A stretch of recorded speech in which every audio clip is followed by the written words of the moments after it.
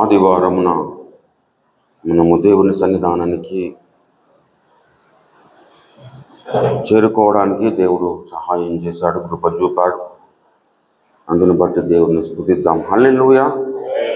ఆదివారమున మన ప్రధానమైన ఉద్దేశము మరి ప్రభు బల్లలో మనము పాల్గొనుట కాబట్టి ఆయన శరీర రక్తముల్లో మనము పాలు పంపులు పొందకమునుపు మనల్ని మనము స్వపరీక్ష చేసుకోవాల్సిన అవసరం ఎంతైనా ఉన్నది. హల్లెలూయా. తను తాను పరీక్షించుకునవలెను అన్నాడు.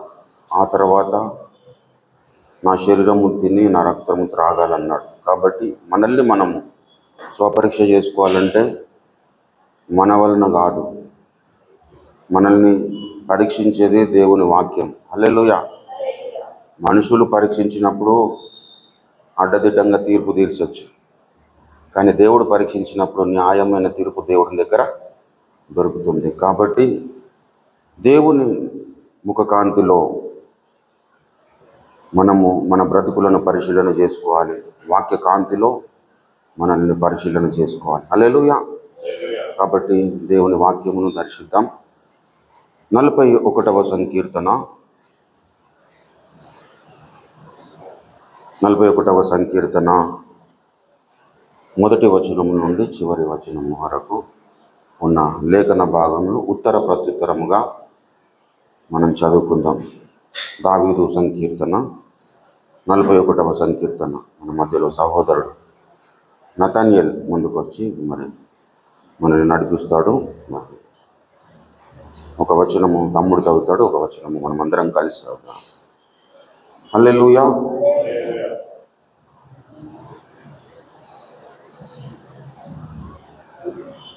ఇట్లా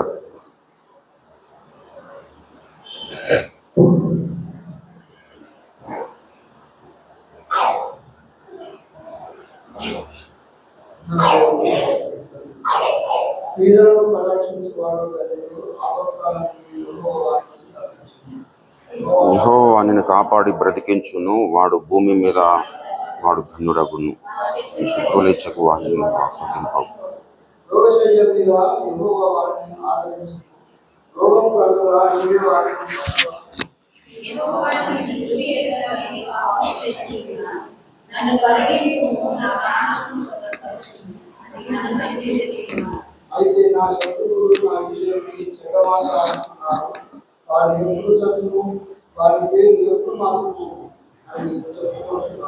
ఒకడు నన్ను చూడవచ్చిన ఎడల వాడు అబద్ధమాడును, వాని హృదయము పాపమును పోగు చేసుకునిచున్నది.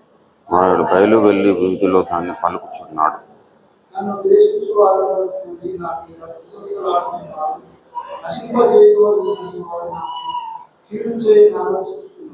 కుదురని రోగము వానికి సంభవించి ఉన్నది, వాడు ఈ పడక విడిచి తిరిగి లేవలేడని చెప్పుకొనుచున్నారు.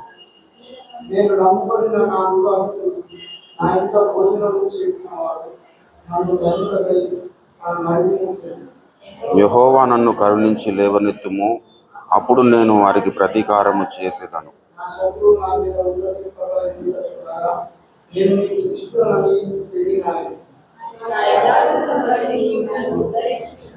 సన్నిధి నిత్యము నన్ను నిలవబెట్టు. శాశ్వత కాలం నుండి శాశ్వత కాలం స్తుతింపబడును కాక.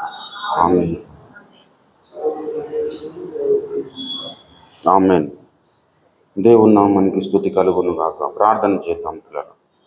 ప్రేమ కలిగిన మా ప్రియ పరలోకపు తండ్రి, జీవము కలిగిన మా మిక్కిలి గొప్ప దైవమ్మ, నీకు వందనాలు, స్తోత్రములు. ఒక వారము దినములు మా బ్రతుకులలో క్షేమముగా దాటిపోచేసి మరొక నూతన పునరుత్థాన దినమును మా బ్రతుకుల్లో మీరు అనుగ్రహించి నీ సన్నిధానానికి నడిపించి ప్రభువా, ఇంతవరకు నిన్ను పాడి పొగిడి స్తుతించడానికి, ఆరాధించడానికి, నిన్ను మహిమపరచడానికి మీరు ఇచ్చిన గొప్ప ధన్యతను బట్టి నీకు వందనాలు, స్తోత్రములు, స్తుతులు ప్రభువా.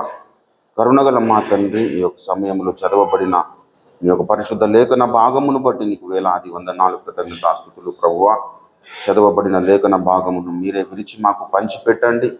నిలబడిన నీ ఒక దీన సేవకుడు, నిష్ప్రయోజకుడు వడ్డివాడి ప్రభువా, దాసుని నీ యొక్క శిలువ రక్తముతో బాగుగా కడిగి పరిశుద్ధపరిచి పవిత్రీకరించండి.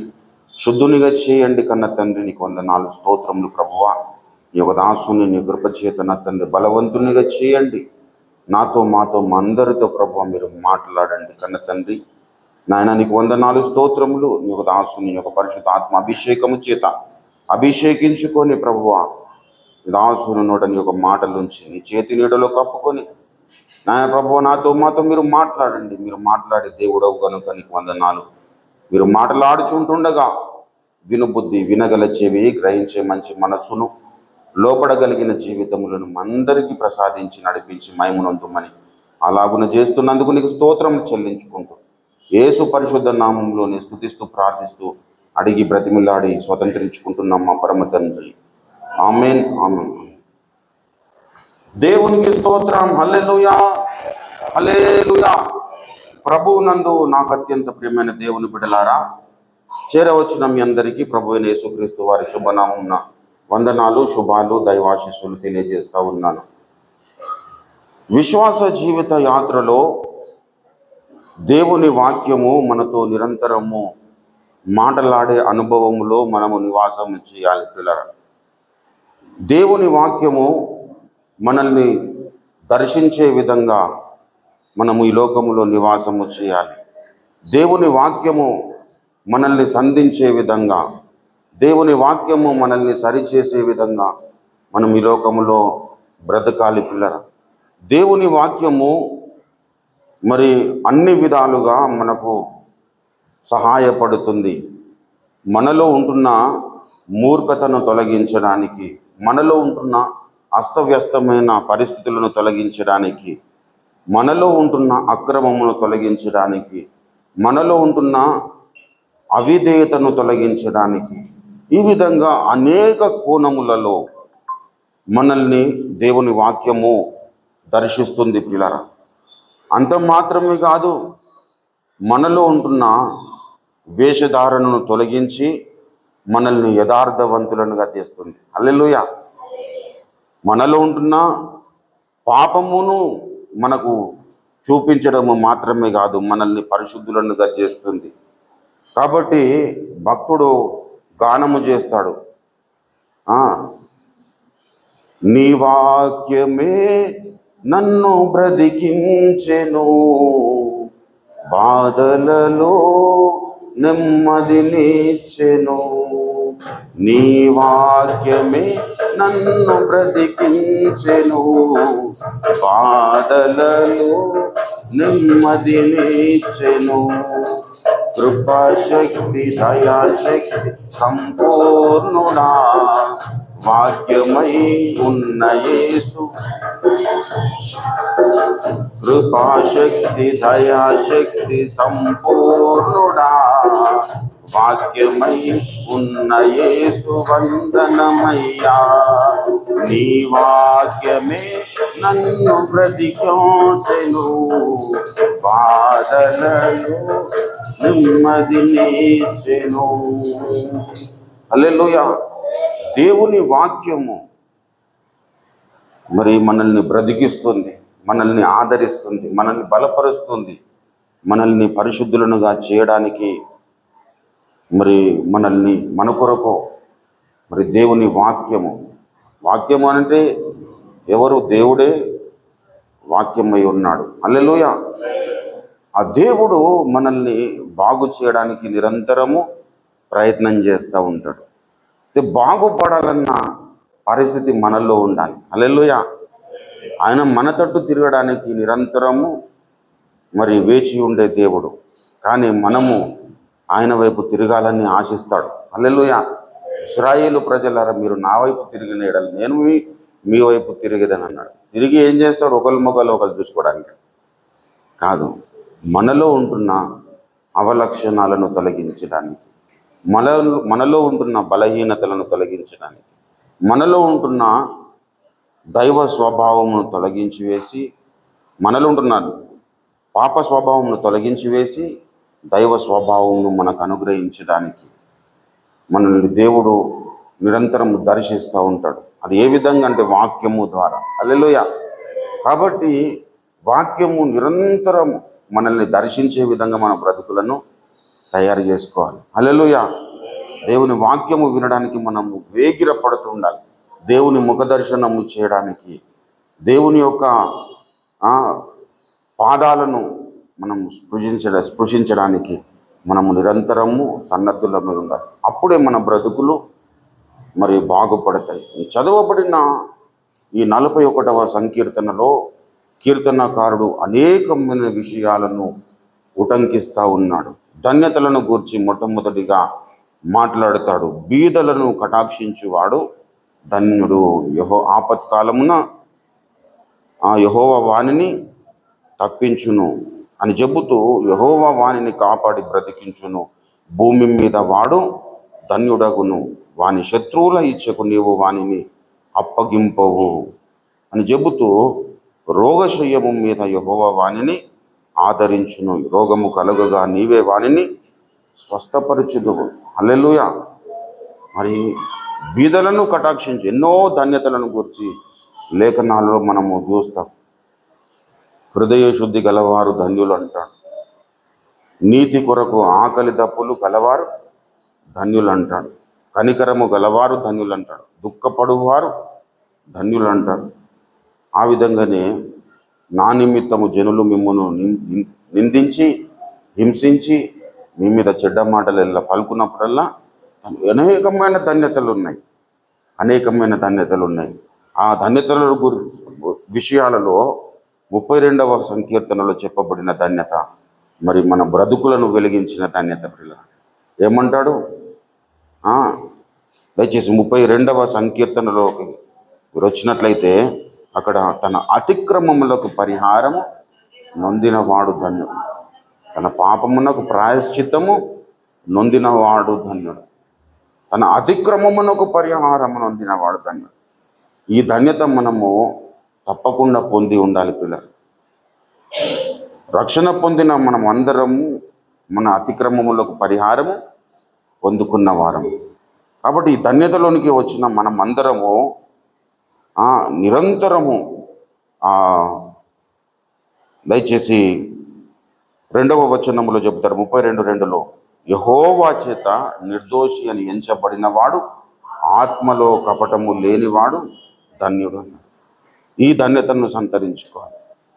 యెహోవా చేత నిర్దోషి అని ఎంచబడిన ధన్యత మనకు లభించాలి అంటే ఆ 41వ సంకీర్తనలో దావీదు భక్తుడు ఒక ప్రధానమైన విషయాన్ని మన ముందుకు తీసుకొస్తా ఉన్నాడు. 4వ వచనములో చూసినట్లయితే యెహోవా నీ దృష్టి ఎదుట నేను పాపము చేసి ఉన్నాను, నన్ను కరుణింపుము, నా ప్రాణమును స్వస్థపరచుము అని మనవి చేసి ఉన్నాను. హల్లెలూయా.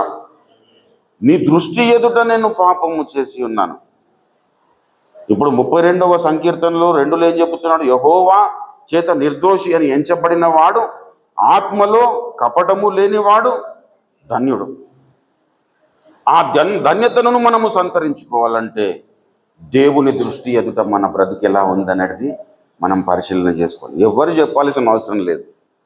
దేవుని వాక్యము మనము చదువుతున్నప్పుడు, దేవుని సన్నిధానములో మనము మోకరించినప్పుడు మన బ్రతుకే మనల్ని, మన మనసాక్షి మనల్ని మనం ఎటువంటి వారము మనకు చూపిస్తుంది పిల్లలు. దేవుని వాక్యం చదువుతున్నప్పుడు ఎక్కడెక్కడ మనము ఏ విధంగా బ్రతుకుతున్నాం అనేది మనకు దేవుడు చూపిస్తూనే ఉంటాడు. అప్పుడు మనలో ఉండవలసిన లక్షణం ఏంటంటే నీ దృష్టి ఎదుట నా జీవితం ఎలా ఉంది. హల్లెలూయా. ప్రభునందు ప్రియులారా, ఈ లోకములో మనము జీవిస్తూ ఉంటుండగా లోకానికి మనము అతిథులముగా ఉండాలి. హల్లెలూయా. లోకము ఏ విధంగా జీవిస్తుందో ఆ విధంగా మనము జీవించడం కాదు. అంటే లోకములో మనం జీవిస్తున్నామంటే ఎటువంటి జీవితం? లోకములు అందరూ శ్వాస తీసుకుంటారు కాబట్టి మనం అట్లా జీవించద్దు అంటున్నారు కాబట్టి మనం శ్వాస తీసుకోవద్దని కాదు. లోకం అంతా అన్నం తింటారు కాబట్టి మనం అన్నం తినకుండా ఉండడం కాదు. లోకములో ఉంటున్న వ్యక్తికి ఉండే లక్షణాలు మనకుండే లక్షణాలు చాలా డిఫరెంట్గా ఉండాలి ప్రియులారా. హల్లెలూయా. మనుషులమే, అందరం మనుషులమే. యేసయ్యను నమ్ముకున్న మనము మనుషులమే. యేసయ్యను నమ్ముకోనికుండా లోకములో బ్రతుకుతున్న వారందరినీ మనం ఏమేమి పిలుస్తామంటే మనుషులమే అంటాం. కానీ ఆ మనిషికి ఈ మనిషికి బోలెడంత వ్యత్యాసం ఉండాలి. హల్లెలూయా. అలా బ్రతకడానికి మనము సంకల్పించబడిన వారము. హల్లెలూయా. కోరుకున్న వారము, ఏర్పరచబడిన వారము, చీకటిలో నుండి ఆశ్చర్యకరమైన వెలుగులోనికి పిలువబడిన వారము. ఎట్లంటే లోకస్తునికి ఉన్న ఆలోచనలకు మనకున్న ఆలోచనలకు చాలా డిఫరెన్షియేషన్స్ ఉండాలి. హల్లెలూయా. లోకములో ఉన్నవనుకున్న ప్రవర్తనకు మనకున్న ప్రవర్తనకు చాలా డిఫరెంట్ ఉండాలి. లోకస్తుడు ఎప్పుడు కూడా నేను ఏం చేస్తున్నానని స్వపరీక్ష చేసుకోవడానికి పూనుకున్నాడు. కానీ మనకు నిరంతరము స్వపరీక్ష చేసుకునే మనస్సాక్షి ఉండాలి. హల్లెలూయా. నువ్వు నిరంతరము ఎప్పుడైతే నిన్ను నువ్వు పరీక్షించుకుంటూ ఉంటావో అప్పుడు దేవునికి సన్నిహితునిగా ఉండడానికి నీ జీవితమును నువ్వు సరిచేసుకున్న వాడవవుతావు. హల్లెలూయా. నిన్ను నీవు పరీక్షించుకోవాలి. మనం ఏం చేస్తామంటే మనం చేయాల్సిన అన్నీ చేసేసి దేవా నన్ను పరీక్షించమంటే ఏందిరా పరీక్షించేది అని అంటాడు దేవుడు. మనల్ని మనము పరీక్షించుకోవాలి.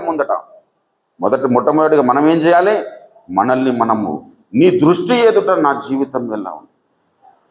దావీదు నిరంతరము దేవునికి విధేయుడు, నిత్యము దేవుని యొక్క పాదాలను పట్టుకొని మొరపెట్టిన వ్యక్తి, అనేక అపాయాల గుండా ప్రయాణించిన వ్యక్తి, అనేకమైన నిందలు భరించిన వ్యక్తి, అనేకమైన అవమానాలు ఎదుర్కొన్న వ్యక్తి, మేలునకు ప్రతిగా కీడును అనుభవించిన వ్యక్తి. అక్కడ 41వ సంకీర్తనలో నేను ఎటువంటి నన్ను దండిస్తున్న వాళ్ళు, నన్ను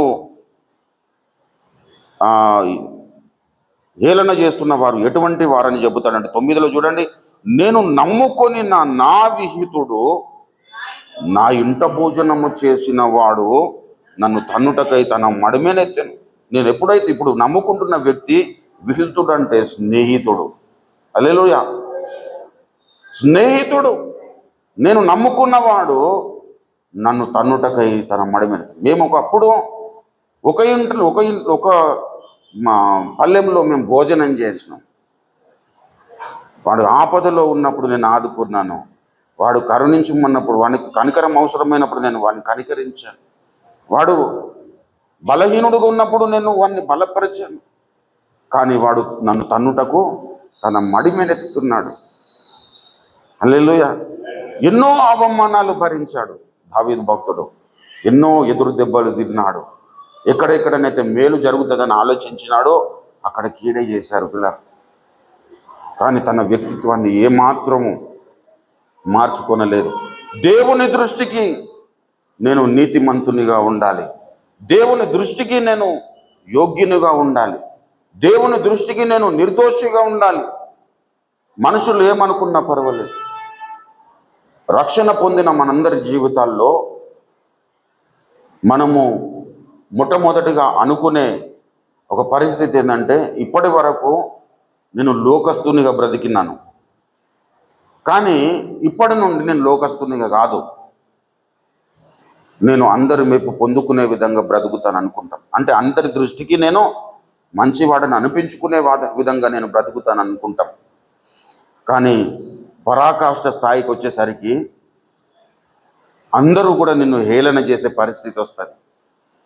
నువ్వు పరాకాష్ఠ స్థాయికి చెందిన ఒక విశ్వాసురాలివి అయిన క్రమములో మంచి వాళ్ళు కూడా నిన్ను మెచ్చుకోవడం మానేస్తారు. ఈ లోకములో గొప్పవారు నిన్ను మెచ్చుకోవడం మానేస్తారు. మన అనుకున్న వారిని నిన్ను హేళన చేస్తారు.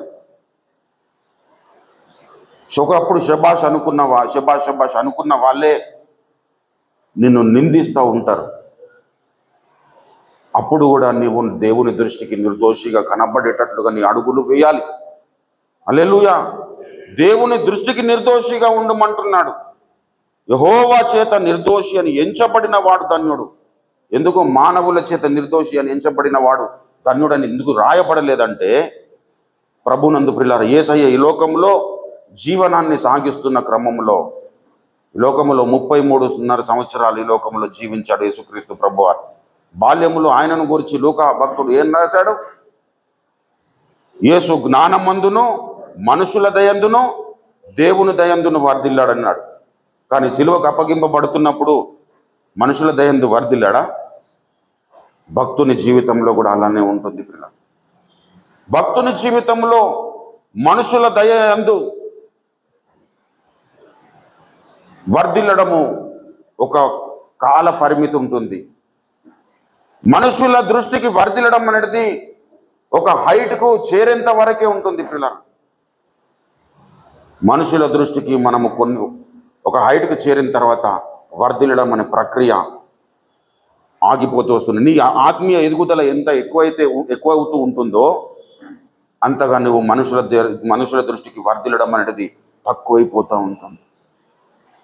అందుకే ఒక భక్తుడు పాట రాశాడు, యెరూషలేము కుమార్తెలు నన్ను చుట్టుముట్టిరి, నీపైనున్న ప్రేమను తొలగించావు నీరి. యెరూషలేము కుమార్తెలు నన్ను చుట్టుముట్టిరి, నీపైనున్న ప్రేమను తొలగించావు నీరి. పరిపూర్ణ సుందరుడ భూమిలో నా జీవితమునకు నీవే చాలు, వేరే వలదు నాదు ప్రియా యేసయ్యా. మట్టి కోసం మాణిక్యమును విడిచిపెట్టను, వాడు మట్టి కోసం మాణిక్యమును విడిచిపెట్టను. యేసు వంటి సుందరు ఎవ్వరు ఈ భూమిలో చూడబోలుగా. యేసు వంటి సుందరుడు ఇక్కడ ఎవ్వరు లేరు. అందరూ కొంతకాలానికి మనల్ని నిందించేవారుగా ఉంటారు, కాలానికి మనల్ని హేళన చేసే వాళ్ళుగా ఈ లోకము తీరుంటుంది. కానీ దైవ దృష్టికి నీవు నిర్దోషిగా ఉండడం నేర్చుకోవాలి. భక్తి జీవితంలో అందరి దృష్టికి, మన ప్రారంభంలో ఏం చెప్పాను, ప్రారంభంలో మనుషులందరి దృష్టికి నేను మంచివాడని అనిపించుకోవడానికి ప్రయత్నం చేస్తాం. అలా యోబు కూడా చేశాడు. దాదాపుగా 32 అధ్యాయాలు తనను తాను నేను నిర్దోషిని అని చెప్పుకోవడానికి ప్రయత్నం చేశాడు. నేను ఎవరికి అన్యాయం చేయలేదంటాడు, నేను అక్రమం చేసే వారిని శిక్షించానంటాడు, నా ఇంట పుట్టిన దాసులు నాకు ఉన్నారంటాడు. అనేక విధాలుగా చెబుతూ 42వ అధ్యాయంలోనికి వచ్చేసరికి అంటాడు, నేను తల ఎత్తి చూడలేకపోతున్నాను అంటాడు. వినికిడి చేత నిన్ను గురించిన మాటను నేను విన్నాను, ఇప్పుడు నేను కన్నులారా చూసినప్పుడు నేను బూడిదలో పడి పశ్చాత్తాపడుచున్నాను అంటాడు. అంటే ప్రభునందు ప్రియులారా, మనల్ని మనము నిర్దోషులముగా ఎంచుకోవడం అనే ప్రక్రియ కాదు. దేవుని దృష్టికి నిర్దోషులముగా బ్రతకాలన్న తలంపు, తాపత్రయము, ఆశ, కోరిక మనలో నిరంతరము ఉండాలి పిల్లలు. మనం ఏం చేస్తామంటే మనుషుల దృష్టికి నేను నిర్దోషిగా ఉండాలనుకుంటాం. మానవులముగా మనము మనుషుల దృష్టికి నేను యోగ్యునిగా బ్రతకాలనుకుంటాం. కానీ దేవుడు అనుకుంటున్నది అది కాదు. నువ్వు నా దృష్టికి నిర్దోషిగా బ్రతుకు, నువ్వు మనుషులందరికీ దృష్టికి నిర్దోషునిగా నేను నిలబెడతానంటాడు. హల్లెలూయా. మనమేమో ముందుగానే నేను మనుషుల దృష్టికి మంచిగా బ్రతికితే ఇక దేవుని దృష్టికి మంచిగా బ్రతికినట్టే అనుకుంటాం. అది కాదు.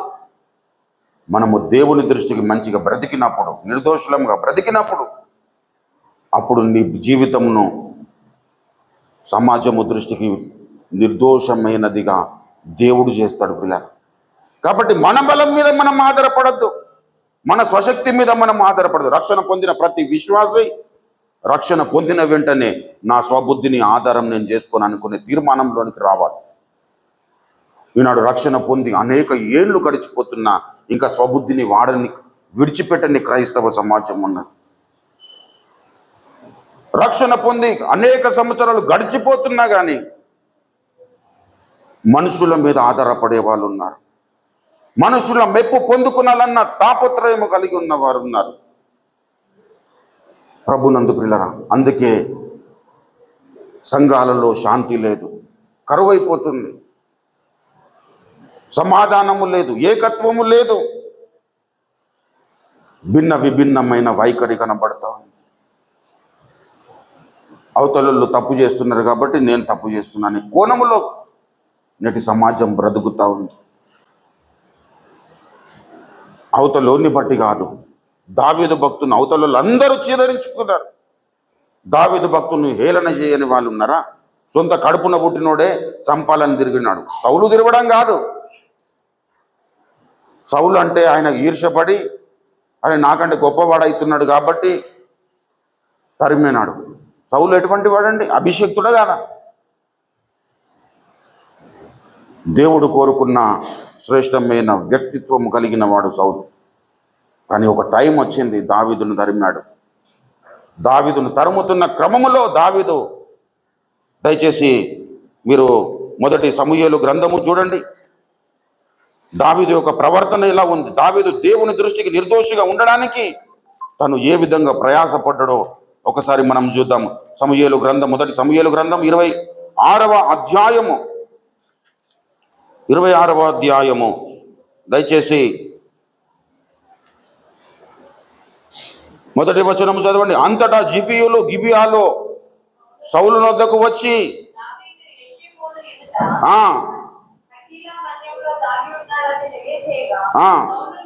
సౌలు లేచి ఇశ్రాయేలులలో ఏర్పరచబడిన 3,000 మందిని తీసుకొని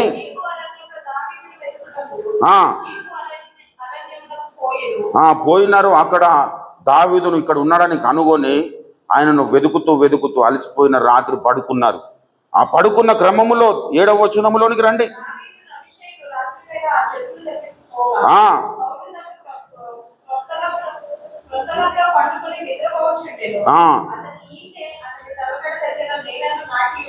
ఎవరి ఈటే? సౌలు యొక్క ఈటే అతని తలగడ దగ్గర నేలను నాటి ఉండెను.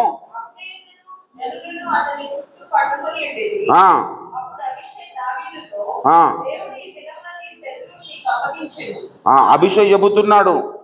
వీరందరూ పడుకున్న క్రమంలో దావీదు మరి అభిషేక్ వాళ్ళ దగ్గరికి వెళ్ళిపోయి అక్కడ అందరు పడుకున్నప్పుడు ఇంకా దావీదుతో అభిషేక్ చెప్తున్నాడు, నీ శత్రువు అంటే సౌలు యొక్క జీవితమును నీకు దేవుడు అప్పగించేశాడు. సౌలు ప్రాణమును దేవుడు నీకు అప్పగించాడు కాబట్టి నువ్వు అతన్ని ఏదైనా చేసుకోవచ్చు, నువ్వు ఒక్క సెలవియ్యు అంటాడు. చూడండి దయచేసి,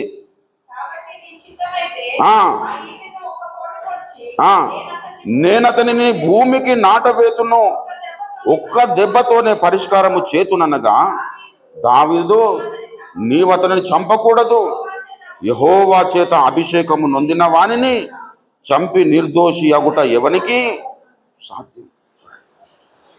దేవుని శత్రువు దొరికిపోయినాడు. నిరంతరము తరమబడుతున్నప్పటికీ ఆ తరుముతున్న వ్యక్తి ఇతనికి దొరికినప్పుడు దేవుని దృష్టికి నేను నిర్దోషిగా ఉండాలంటే యెహోవా చేత అభిషేకము పొందిన వానిని నేను చంపకూడదన్న తలంపు. మనం ఏం చేస్తాం? దాదాపు ఎవడన్నా మనకు కీడు చేస్తున్నాడు అనుకో, మనకు దొరికిపోయాడు, మనం ఏం చేస్తాం? ప్రభునందు ప్రియులారా, అతడు చేసిన కార్యము చూడండి దయచేసి. అదే అధ్యాయము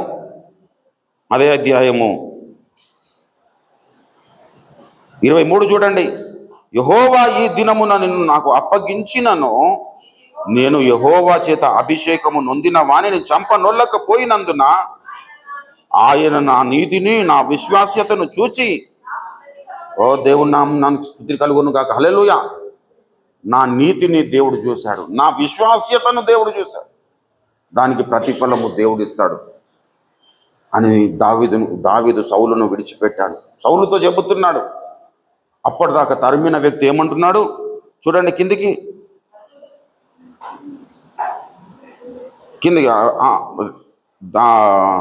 25 చూడండి. అందుకు సౌలు, దావీదా నాయన, నీవు ఆశీర్వాదము నొందుదువుగాక, నీవు ఘనకార్యములు పూనుకొని విజయము నొందుదువుగాక అని దావీదుతో అనెను. అప్పుడు దావీదు తన మార్గమునకు వెళ్ళిపోయాను, సౌలును తన స్థలమునకు తిరిగి చంపడానికి వచ్చాడు, అడ్డంగా దొరికిపోయాడు.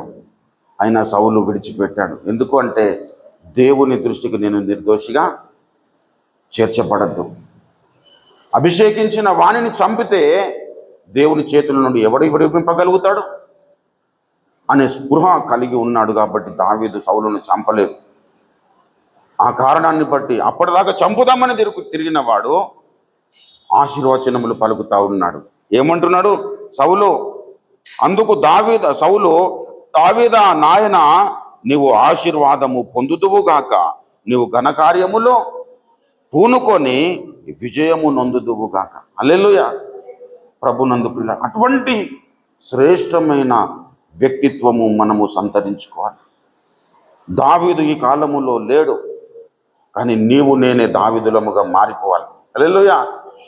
నీవు నేను దేవుని దృష్టికి నిర్దోషులముగా బ్రతకడానికి ఈ కాలంలో కూడా నాకు ఒక దావీదు దొరికిందని దేవుడు సంతోషించే విధంగా మనం బ్రతకాలి పిల్లలు. చాలామంది దావీదును గురించి ఎద్దేవా చేస్తూ మాట్లాడుతుంటారు. గొర్రెల దొడ్ల నుంచి ఆయనకి చదువురాను తీసుకుపోయి గొర్రెల దొడ్ల నుంచి తీసుకుపోయి రాజుని చేస్తే వాని బుద్ధి గడ్డి దీని తప్పు చేసిండని మాట్లాడతారు. అట్లా ఎప్పుడు మాట్లాడకూడదు.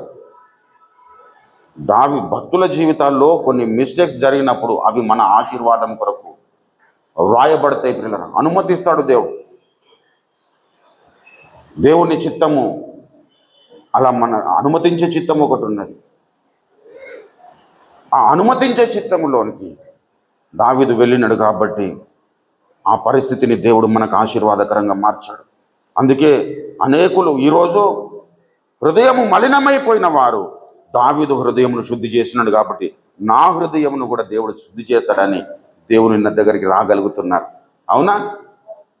ప్రభునందు ప్రియులారా, అలా దావీదు జీవితంలో చేసిన గొప్ప కార్యములను మనము మన జీవితంలో కలిగి ఉండాలంటే దావీదు ఎటువంటి వ్యక్తిత్వము కలిగి జీవించాడో ఈ లోకములో మనము అలాంటి వ్యక్తిత్వము కలిగి ఉండడానికి ఏమాత్రము వెనుక తీయద్దు ప్రియులారా, ఏమాత్రము వెనుక తీయదు.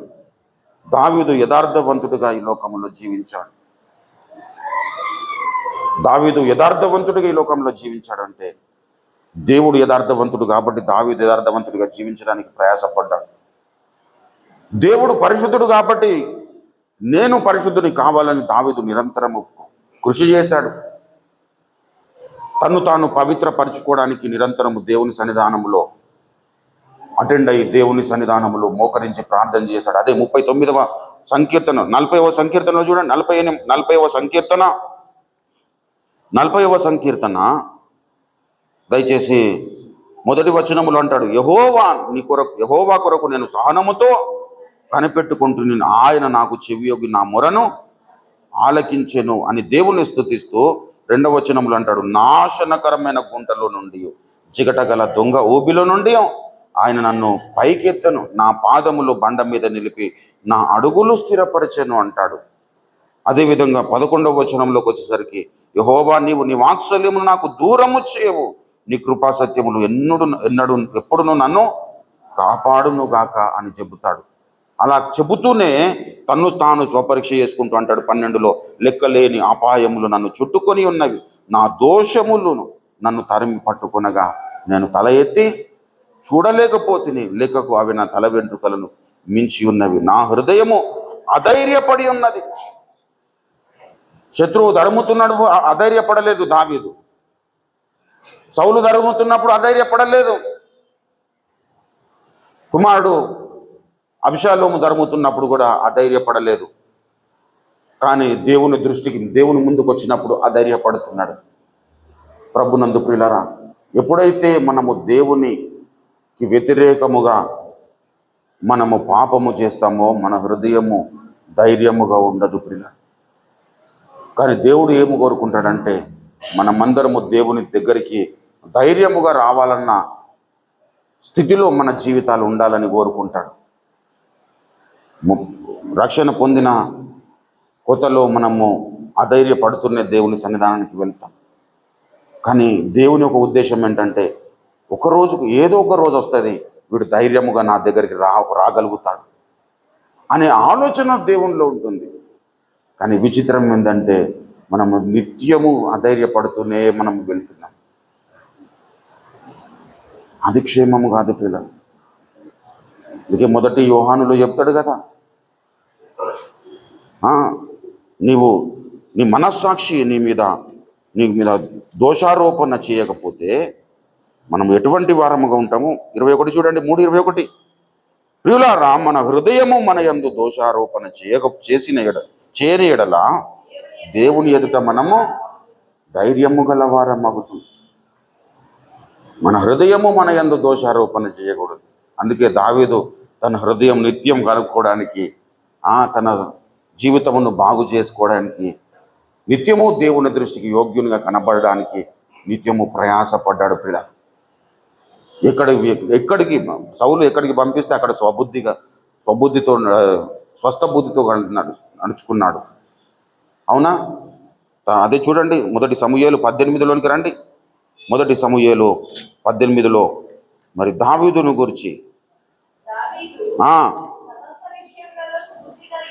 సుబుద్ధి కలిగి, స్వస్థ బుద్ధి, సుబుద్ధి కలిగి నడుచుకున్నాడు.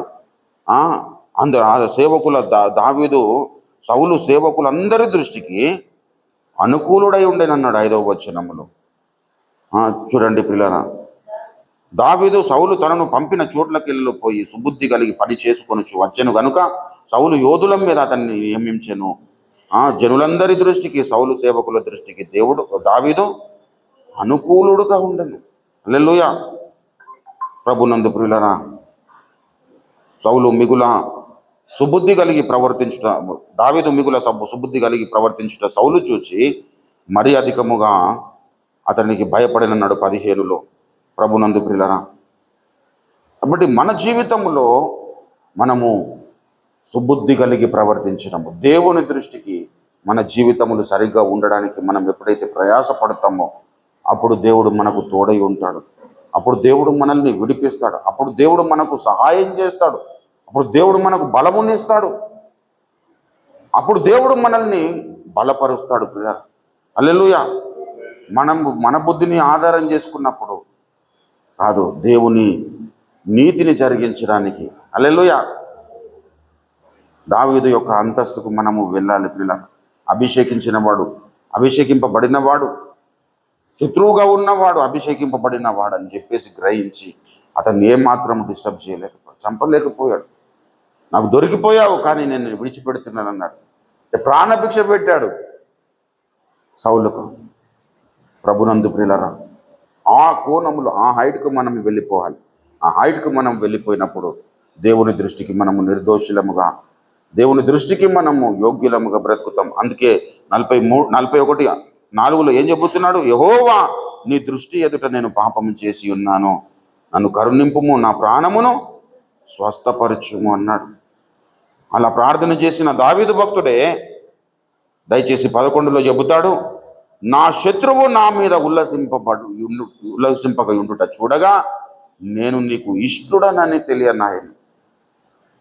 అంటే పాపాలన్నీ ఒప్పుకున్నాడు, దేవుని దృష్టికి నిర్దోషిగా ఎంచబడ్డాడు, దేవుని సన్నిధానములో తన హృదయమును కుమ్మరించుకున్నాడు, బాగు చేయబడ్డాడు. అయితే దేవుని సహాయమును కోరుకున్నప్పుడు దేవుడు సహాయము చేసి అతని శత్రువులందరినీ మరి పారద్రోలినప్పుడు ఇతడు ఏమనుకుంటున్నాడు? నేను నీకు ఇష్టడనని నాకు ఇప్పుడు తెలుస్తుంది ప్రభువా అని చెబుతూ, నా యథార్థతను బట్టి నీవు నన్ను ఉద్ధరించి ఉన్నావు, నీ సన్నిధి నిత్యము నన్ను నిలువబెట్టు. నా యథార్థత, హల్లెలూయా, నా యథార్థతను బట్టి నీవు నన్ను ఉద్ధరించి ఉన్నావు. ప్రభునందు ప్రియులారా, అలాంటి యథార్థవంతులముగా బ్రతకాలి. హల్లెలూయా. ప్రభునందు ప్రియులారా, మరి యోసేపు జీవితంలో కూడా మనం చూస్తాం, ఇంత ఘోరమైన పాపము నేను ఎలా చేయొద్దున్నాను అంటే ఆయన దృష్టి ఎక్కడుంది? మానవుల మెప్పు మీద లేదు, దేవుని మెప్పు మీద ఉన్నది. పిల్లరా, ప్రభునందు పిల్లరా, మరి తప్పిపోయిన కుమారుడు కూడా అంటాడు కదా, నేను పరలోకమునకు విరోధముగా నేను పాపం చేశాను. మనం ఈ లోకములో ఉన్నాము కానీ మన దృష్టి అంతా పరలోకం మనల్ని మెచ్చుకునే విధంగా మన జీవితాలకు గడపాలి. పిల్లరా, హల్లెలూయా. ఆ విధంగా బ్రతికినాడు దావీదు భక్తుడు. కాబట్టి నిత్యము బోధింపబడ్డాడు దేవుని చేత. నిత్యము ఆ బోధింపబడిన ప్రతి విషయాన్ని అందరి దృష్టికి తీసుకొచ్చాడు. సమాజంలో దేవుని కీర్తించాడు, సర్వజనులను పిలిచాడు, మీరు చప్పట్లు కొట్టండి, దేవుని కీర్తించండి అన్నాడు. నిరంతరము దేవుని యొక్క మహాత్మ్యము మరి వివరించాడు. హల్లెలూయా. అందుకే మరి పాట పాడాడు కూడా, దేవుణ్ణి స్తుతించుడి ఎల్లప్పుడు, దేవుణ్ణి స్తుతించుడి, దేవుణ్ణి స్తుతించుడి ఎల్లప్పుడు, దేవుణ్ణి స్తుతించుడి, ఆయన పరిశుద్ధ ఆలయములో ఆలయమందు ఆయన పరిశుద్ధ ఆలయమందు ఆయన సన్నిధిలో ఆయన సన్నిధిలో ఎల్లప్పుడూ దేవుని స్తుతించుడి దేవుని స్తుతించుడి దేవుని స్తుతించుడి సకల ప్రాణులు యెహోవాను స్తుతించుడి సకల ప్రాణులు యెహోవాను స్తుతించుడి హల్లెలూయా ఆమేన్ హల్లెలూయా ఆమేన్ ఎల్లప్పుడూ దేవుని స్తుతించుడి దేవుని స్తుతించుడి ఎల్లప్పుడూ దేవుని స్తుతించుడి హల్లెలూయా. ఆయన పరిశుద్ధ ఆలయమునందు దేవుణ్ణి స్తుతించుడి అంటున్నాడంటే ఆయన పరిశుద్ధ ఆలయంలో దేవుణ్ణి స్తుతించిన శ్రేష్ఠ భక్తుడు దావీదు భక్తుడు. చివరి చరణంలోనికి వచ్చేసరికి అక్కడ అంటున్నాడు సకల ప్రాణులు, అంటే నేను ఏ విధంగానైతే దేవుణ్ణి స్తుతించానో సకల ప్రాణులు కూడా దేవుణ్ణి ఆ విధంగా స్తుతించాను. హల్లెలూయా. నేను ఏ విధంగానైతే దేవుని దృష్టికి నేను నిర్దోషిగా బ్రతికినానో ఆ విధంగా సకల ప్రాణులు సకల మనుషులు దేవుని దృష్టికి నిర్దోషులుగా బ్రతకాలని దావీదు యొక్క తాపత్రయము. అది దేవుడు అనుమతించాడు. దేవుని గ్రంథములో దావీదును గురించిన చరిత్ర రాయబడి ఉంది. ఇక్కడ అనేకమైన కీర్తనలు రాశాడు, దేవుని గురించి పాడాడు, దేవుని గురించి నాట్యం ఆడాడు. హల్లెలూయా. కాబట్టి ఒక భక్తుడు పాట రాశాడు, దావీదు వలెనే నాట్యమాడి తండ్రిని స్తుతించేదను, దావీదు వలెనే నాట్యమాడి తండ్రిని స్తుతించేదను. యేసయ్యా స్తోత్రము, యేసయ్యా స్తోత్రము, యేసయ్యా స్తోత్రము, యేసయ్యా స్తోత్రము. కష్టము కలిగిన నష్టము కలిగిన తండ్రిని స్తుతించేదను, కష్టము కలిగిన నష్టము కలిగిన తండ్రిని స్తుతించేదను. యేసయ్యా స్తోత్రము, యేసయ్యా స్తోత్రము, యేసయ్యా స్తోత్రము, యేసయ్యా స్తోత్రము. దావీదు వలెనే నాట్యమాడి తండ్రిని స్తుతించేదము, దావీదు వలెనే నాట్యమాడి తండ్రిని స్తుతించేదము. హల్లెలూయా. దావీదులాగా మనము దేవుని సన్నిధానములో నాట్యం ఆడాలంటే దావీదులాగా మనల్ని మనము స్వపరీక్ష చేసుకోగలిగితేనే మనము దేవుని సన్నిధానంలో నాట్యం ఆడగలుగుతాం. ఈనాడు ఏమైపోయిందంటే నాట్యం ఆడుతున్నారు కానీ దావీదు లాంటి వ్యక్తిత్వాన్ని సంతరించుకోలేకపోతున్నారు. హల్లెలూయా. నాట్యం ఆడుతున్నారు కానీ దేవుని దృష్టికి యోగ్యునిగా బ్రతకాలన్న తృష్ణ తపన లేకుండా కాలాన్ని గడుపుతున్నారు. చాలామంది ఈరోజు అదేంది పబ్బులు లెక్క చేసేస్తున్నారు. స్తుతి కొడుకలను పబ్బుల లెక్క చేసేసి డిస్కో లైట్స్, ఆ లైట్స్, ఈ లైట్స్ అన్నీ పెట్టేసి పెద్ద పెద్ద స్పీకర్లు పెట్టేసి ఇక మొత్తం ఎట్లా అంటే అదొక పరిస్థితి క్రియేట్ చేస్తున్నారు, లోకానుసారమైన పరిస్థితుల్లో. కానీ అక్కడికి ఎవరెవరు వచ్చారో వారందరి బ్రతుకులను ఒక వారం రోజులు మనం పరిశీలన చేద్దామని వాళ్ళు వెనుక తిరిగితే దీనికి దానికి అసలు పొంతన ఉండదు. ఇక పరిశుద్ధాత్మ అభిషేకం పొందుకున్నాడు నాయన అన్నట్టుగా ఆడనేమో స్తుతిస్తాడు, వీడికి వచ్చిన తర్వాతనేమో ఇంకొక రకంగా బ్రతుకుతాను. ఏం ప్రయోజనం అవుతుంది చెప్పండి? నిష్ప్రయోజనమైన వాటికి మనము తిరగకూడదు పిల్ల. నిష్ఫలమైన అంధకార క్రియలలో మనము పాలు పొందకూడదు. ప్రభునందు పిల్లరా, నువ్వు శ్వాస తీస్తున్నా ఒక రీజన్ అనేది దేవుడు చూడగలగాలి నీ జీవితంలో. హల్లెలూయా. ఏదో మామూలుగా బ్రతికేస్తూ కొంతమంది కాలమును వృధా చేస్తూ టైంపాస్గా బ్రతికేస్తుంటారు. ఏం చేస్తుంటే అరే ఇంకా 10 కాలేదు పడుకుంటుంటే, అది అట్లా కాదు. నువ్వు బ్రతుకున్నావంటే దేవుని కొరకు ఉపయోగకరమైన పాత్రగా నీ జీవితం ఉండాలి పిల్ల. దావీదు జీవితం అలా ఉండింది. అందుకే అపోస్తుల కార్యములో దావీదును గురించి రాయబడుతూ దావీదు నా చిత్తానుసారమైన వ్యక్తి అని రాస్తూ, అతడు నా ఉద్దేశములన్నీ నా చిత్తము నెరవేర్చేవాడు. హల్లెలూయా. మనం ఎంతవరకు ఉన్నాం ఇలా? చాలా రోజులకు ఇంతకు ముందు కూడా చెప్పాను, దేవుని యొక్క చిత్తము మన వ్యక్తిగత జీవితంలో నెరవేర్చబడాలి.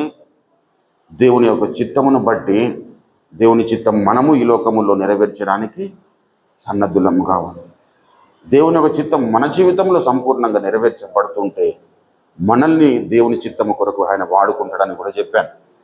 కాబట్టి దావీదు దేవుని చిత్తానుసారమైన మనసు కలిగి తనను తాను దేవునికి ఒక స్వచ్ఛమైన వ్యక్తిగా కనపరుచుకోవడము చేస్తూనే ఈ లోకములో దేవుని యొక్క ఉద్దేశములు సఫలీకృతం చేయడానికి పూనుకున్నాడు పిల్ల. హల్లెలూయా. స్వపరీక్ష మర్చిపోలేదు ఎంత ఎదిగినా. హల్లెలూయా. మనం ఒక మంచి ఉన్నతమైన పదవికి వెళ్ళిపోయినామంటే ఇక మొత్తం బయట వెనుక నడిచి వచ్చిన యాత్ర మొత్తం వెనుకున్న వాటిని మర్చన్నాడు. యాత్ర మరవద్దు బాబు, వెనుకుంటున్న నీ జీవితం మర్చి అంటున్నాడంటే నీ పాప జీవితం మర్చిపోవాలి. దేవుడు నిన్ను ఏ విధంగా నిన్ను బయటకు తీసుకొచ్చినాడో అది మర్చిపోకూడదు. అది నీ జీవితంలో దేవుడు చేసిన మేలు, దాన్ని గుర్తుపెట్టుకోవాలి. అయ్యో ఒకప్పుడు పాపిగా ఉన్నాను, దేవుడు నన్ను కరుణించాడనే స్పృహ మనం ఎప్పుడు కూడా మర్చిపోవద్దు. చాలామంది వాక్యం తమకు అనుకూలంగా మర్చుకుంటారు. అదే వెనుకున్నవి మర్చిపోమన్నాడు కాబట్టి ఇంకా మొత్తం మర్చిపోయి ఇప్పుడు ఒక కొత్త జీవితం. అట్లా కాదు, నువ్వు ఎక్కడి నుండి తీయబడ్డావు అది మర్చిపోకూడదు. ఒకప్పుడు పాపపు అంధకారంలో బురదలో మన బ్రతుకులు ఉన్నాయి, ఆ చీకటిలో మన బ్రతుకులు ఉన్నాయి. అక్కడి నుండి దేవుడు మనల్ని పిలిచాడు. ఆ పిలుపులకు లోబడి మనము బయటకు వచ్చాము. బయటకు వచ్చిన తర్వాత నీవు రాజు అయినా సరే నిన్ను ఎక్కడి నుంచి పిలిచాడో దేవుడు, నువ్వు అది మర్చిపోవద్దు. ఆ తలంపు నీలో ఉన్నంత కాలం నువ్వు పాపం చేయడానికి నువ్వు ఉపక్రమించావు. హల్లెలూయా. కాబట్టి మనల్ని మనము నిరంతరము స్వపరీక్ష చేసుకున్నాలి పిల్లలు. దేవుని వాక్యము కిందికి మనం బ్రతుకులను తెచ్చుకోవాలి. దేవుని వాక్యం మనల్ని నేలాలి. హల్లెలూయా. ప్రభునందు పిల్లరా, దేవుని వాక్యము మనల్ని నేలుతున్నప్పుడు మనము ఈ లోకములో నిర్దోషులముగా నిష్కలంకులంగా బ్రతకడానికి అవకాశం ఏర్పడుతుంది. మనల్ని మనము నిరంతరము స్వపరీక్ష చేసుకునాలి. స్వపరీక్ష చేసుకున్న తర్వాత కూడా ఇంకా దేవునికి మనల్ని మనం అప్పగించుకున్నాలి. ఇంకా నీకు ఆయాసకరమైన మార్గము ఇంకా నాదలో ఏమన్నా ఉందా ప్రభువా, దయతో వాటిని కూడా క్షమించి నన్ను నీ నిత్యానుసారంగా నన్ను నడిపించమని దావీదు భక్తుడు 139వ సంకీర్తనలో ప్రార్థన చేసిన ప్రార్థన నిరంతరం మన పెదవుల మీద ఉండాలి. హల్లెలూయా. మన హృదయంలో ఉండాలి, మన తలంపులో ఉండాలి, మన ఆలోచనలో ఉండాలి. రెండు భాగాలుగా మనం చీలిక ఏర్పడాలి పిల్లలు. లోకంలో బ్రతుకుతున్నాము కానీ దేవుని దృష్టిని మనము నిర్దోషులముగా ఉండడానికి మనం నిత్యము ప్రయాసపడుతున్న వారముగా ఈ లోకంలో ఉండాలి. లోకంలో కార్యాలు చేస్తూనే ఉండాలి. కుటుంబము, మిగతా ఉద్యోగము, మనకు దేవుడు అప్పగించిన ప్రతి పరిచర్య చేస్తూనే మన దృష్టి ఇంకా నిత్యము దేవుని మీద ఆనుకొని ఉన్నట్లయితేనే మనం ఈ లోకములో దేవునికి సన్నిహితులముగా బ్రతకగలుగుతాం. చాలా రోజుల క్రితం మరి మన నాయకుడు అపోస్తలుడు అద్దంకి రంజిత్ బ్రయ్య గారు చెప్పాడు, మనము ద్వంద్వావధానము సాధన చేయాలి. హల్లెలూయా. ద్వంద్వావధానం అంటే అంటే అంటే ఏంటి అంటే మన మైండ్లో 2 చీలికలు ఏర్పడాలి. హల్లెలూయా. ఒకటేమో ఈ లోకములో దేవుడు మనకు ఇచ్చిన బాధ్యతలను నిర్వర్తించడానికి, ఒకటేమో దేవుని మీద దృష్టి పెడుతూ పరలోక సంబంధమైన విషయాల్లో మనము పాలివారమైతూ ముందుకు సాగడానికి. ఒకటేమో దేవుని నిత్యము స్తుతిస్తూ ఉండాలి, నిత్యము ప్రార్థన చేస్తుండాలి, నిత్యము మొరపెడుతుండాలి. ఇంకొకటేమో ఈ లోకంలో మనకు దేవుడు అప్పగించిన పరిచర్యలో మనము మరి తప్పిపోకుండా ఉంటూ ముందుకు సాగడానికి ఇటువంటి ద్వంద్వావధానం మనం ఎప్పుడైతే కలిగి ఉంటామో అప్పుడు మనము దేవుని దృష్టికి మనం నిర్దోషులముగా మనం తీర్చబడతాం. ప్రియులారా, యెహోవా దృష్టికి మనము నిర్దోషులముగా తీర్చబడ్డప్పుడు అక్కడ అంటున్నాడుగా 32వ సంకీర్తనలో దావీదు భక్తుడు ఏమంటున్నాడు? యెహోవా చేత నిర్దోషని ఎంచబడిన వాడు, ఆత్మలో కపటము లేనివాడు ధన్యుడు. ఈ బైబిల్ గ్రంథంలో దేవుడు చెప్పిన ఒక్క ధాన్యత కూడా మనం మిస్ కావద్దు. హల్లెలూయా. ఓఫిర్ మినిస్ట్రీస్లో ఉండి అరే నేను ఈ ధాన్యతను మిస్ అయినా అంటే అది పెద్ద ఇక బ్లండర్ మిస్టేక్ లెక్క అయిపోతుంది పిల్లలు. హల్లెలూయా.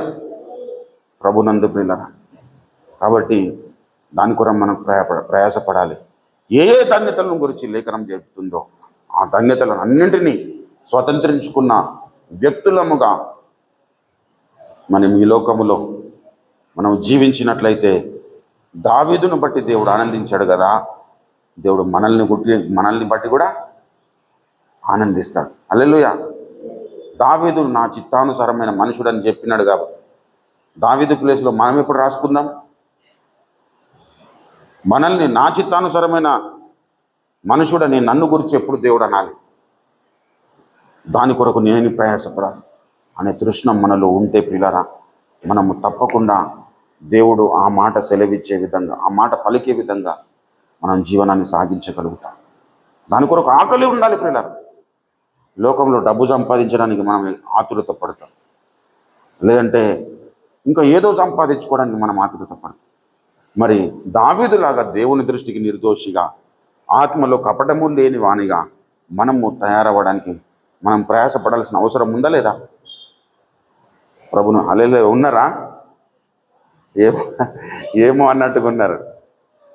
దావీదు యథార్థవంతుడిగా నడుచుకుంటూ దేవుని దృష్టికి నిర్దోషిగా ఉండి ఆత్మలో కపటము లేనివాడు ధన్యుడని చెబుతున్నాడంటే ఆ ధన్యతను సంతరించుకోవడానికి దావీదు భక్తుడు ప్రయాసపడ్డా లేదా? ఆ ప్రయాస మనం కూడా పడదామా లేదా? అవును చెప్తలేదు, కాదు చెప్తలేదు. హల్లెలూయా. ప్రయాసపడదాం ప్రియులారా. హల్లెలూయా. ప్రయాసపడుతూ మనం ముందుకు సాగుదాం. దేవుడు మనల్ని బట్టి సంతోషించే జీవితాలను మనము జీవిద్దాం ప్రియులారా. అటువంటి ధన్యత దేవుడు మనకు అనుగ్రహించి నడిపించి మహిమనందును గాక. ఆమేన్. రండి ప్రియులారా, మనల్ని మనం ఒకసారి స్వపరీక్ష చేసుకుందాం. మన బ్రతుకు ఎలా ఉంది? దావీదులాగా దేవుని దృష్టికి నేను నిర్దోషిగా ఉండాలని దావీదు ఏ విధంగా ప్రయాసపడ్డాడు, అటువంటి ప్రయాస మనం పడగలుగుతున్నాం.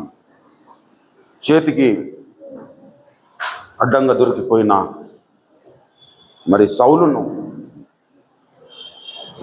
చంపాలంటే చంపగలిగేవాడు, కానీ యెహోవా అభిషేకించిన వాడిని నేను వానికి ఏ కీడు చేయకూడదని వాక్యమును జ్ఞాపకం చేసుకొని తాను మరి తగ్గించుకొని ఆ సౌలును విడిచిపెట్టాడు.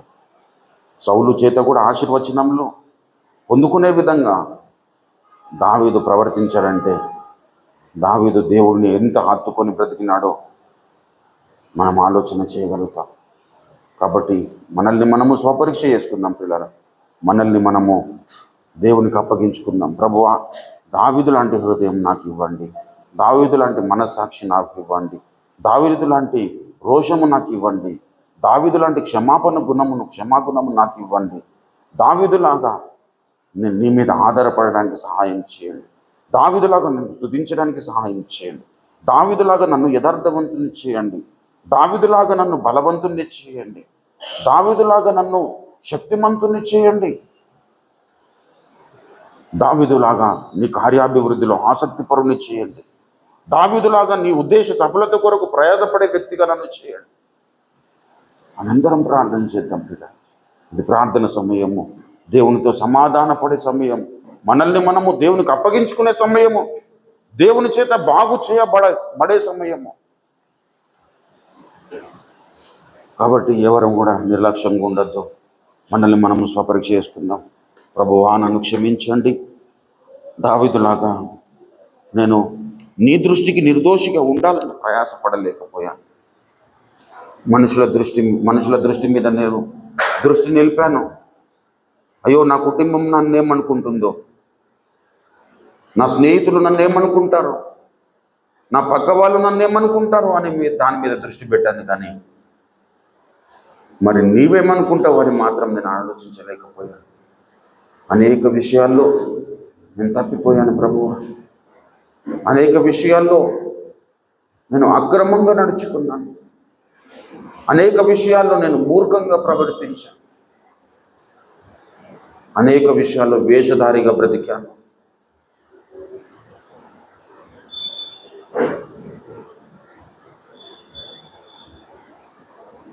నా కొరకు రక్తము కార్చిన దేవా, నీ కొరకు కొన్నైనా సహించలేకపోతున్నాను. నా నిమిత్తము ఈ లోకములో మీకు సంభవించే వాటిని గురించి మీరు చెప్పారు. అవి నేను నాకు గుర్తున్నప్పటికీ నిందకు నన్ను నిందించినప్పుడు నేను దాన్ని పాజిటివ్గా తీసుకోలేకపోయాను. నీ మీద భారము వేయలేకపోయాను.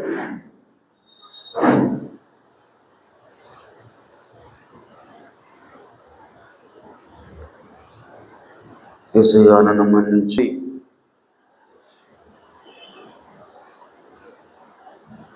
ఏళ్ళు గడిచిపోతున్న రక్షణ పొంది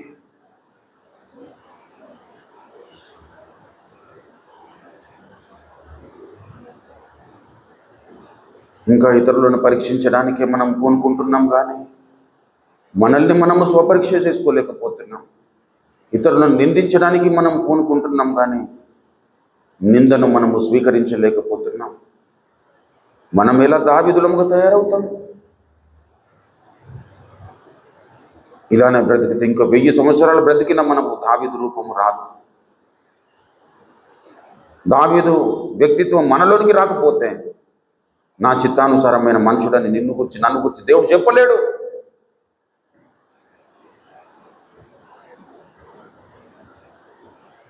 అనేక ఏళ్ళు బ్రతికి దావీదులాగా నా చిత్తానుసారమైన మనుషుడని మనం సాక్ష్యము పొందలేకపోతే మనం ఎంతకాలం బ్రతికుంటే మన వలన దేవునికి ఏం లాభం? మనకేం లాభం? సమాజానికి ఏం లాభం? సంఘానికి ఏం లాభం? ప్రియులారా, ఒకసారి జ్ఞాపకం చేసుకోండి. వ్యక్తిగతంగా దేవుడు అందరితో మాట్లాడుతున్నాడు. ఎవరికి మినహాయింపు లేదు. పరిశుద్ధాత్మ దేవుని స్వరానికి లోబడదాం. ప్రభువా, నేను నీ దృష్టికి నేను నిర్దోషిగా బ్రతకాలనుకుంటున్నాను.